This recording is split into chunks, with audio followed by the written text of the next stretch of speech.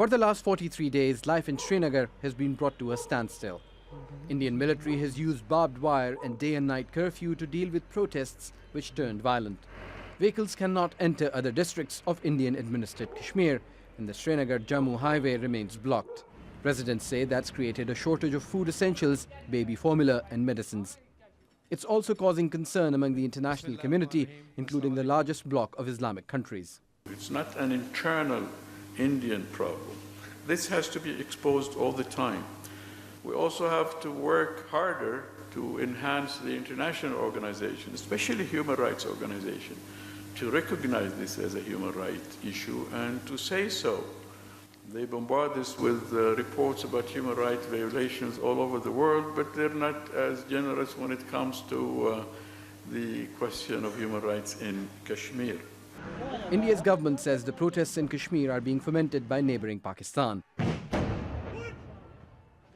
But opposition leaders in Kashmir accuse the BJP government of neglect that's led to people coming out on the streets.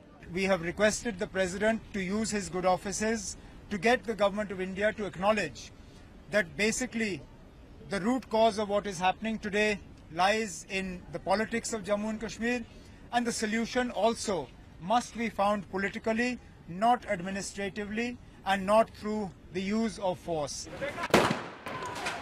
Indian forces have been accused of torture and killings in their response to protests. Dozens of people have been killed and more than 2,000 arrested since protests began after a popular rebel leader was killed by security forces last month. Rights groups including Amnesty International have called on Indian troops to stop using pellet guns that they say are injuring and blinding protesters indiscriminately. While protesters freely support their army in India,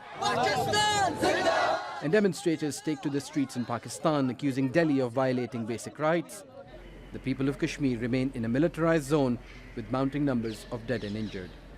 Osama Bin Javaid, Al Jazeera.